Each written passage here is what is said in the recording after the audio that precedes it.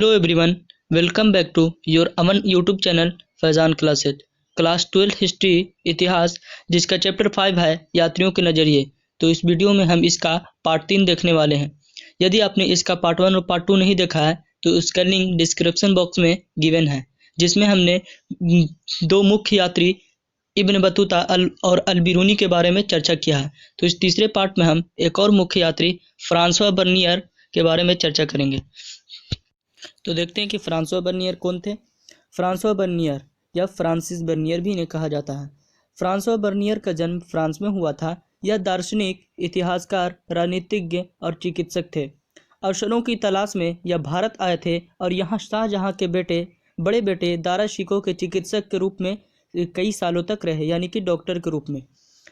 यह भारत में 1656 से 1668 ईस्वी यानी कि 12 वर्षों तक रहे थे। इस दौर में इन्होंने अपनी एक पुस्तक लिखी, travels in the Mughal empire, यानी कि मुगल साम्राज्य की यात्रा। Travels in the Mughal empire. अपनी इस रचना में फ्रांसवा बर्नियर ने भारतीय व्यवस्था की तुलना पश्चिमी देशों से की। इस पुस्तक में उसने भारतीय व्यवस्था की आलोचना की एवं उसे दयनीय स्थिति में दर्शाया। फ्रांसवा बर्नियर की जो कृति है, जो रचित कृति है, यानी जो पुस्तक है travels in the Mughal empire, उसमें कुछ मुख्य वर्णित बातें हैं। सबसे पहला भूमि स्वामित्व।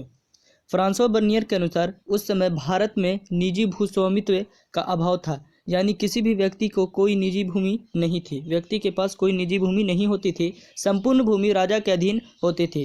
कृषकों द्वारा उस भूमि पर खेती की जाती थी और राजा को कर दिया जाता था, यानी कि टैक्स दिया जाता था। किसान उस भूमि पर कार्य कर सकते थे, परंतु उसे अपने आने वाली पीढ़ी को सौंप नहीं सकते थे।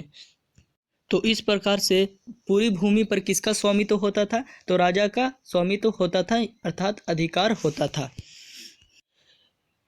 तो इस पूरी भूमि पर राजा को स्वामित्व होता था। तो इसीलिए जो किसान जो थे गंभीरता से उत्पादन एवं भूमि की देखरेख नहीं किया करते थे। इस व्यवस्था की वजह से कृषि का विनाश हुआ एवं किसानों को शोषण का सामना करना पड़ा।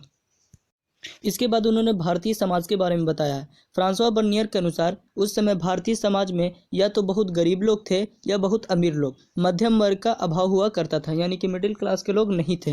राजा और उच्च वर्ग द्वारा कृषकों और निम्न वर्ग का शोषण किया जाता था। नगरों में सेवाओं का अभाव एवं शासन व्यवस्था खराब थी। उसके बाद है सती प्रथा। फ्रांसवा बर्नियर ने भारत में प्रचलित सती प्रथा की आलोचना की।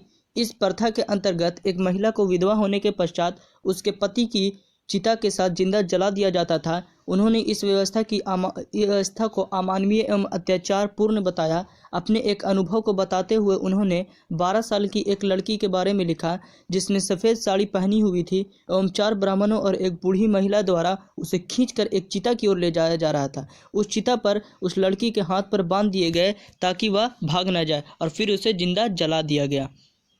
तो यही थी सती प्रथा, जिसकी आलोचना की थी किसने?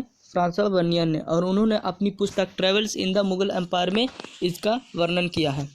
तो आई एम श्योर कि ये सभी टॉपिक्स आपको समझ में आए होंगे। समझ में आया तो इसे लाइक करें और दोस्तों के पास शेयर करें। तब तक के लिए मिलता है अगली वीडियो में। Thank you.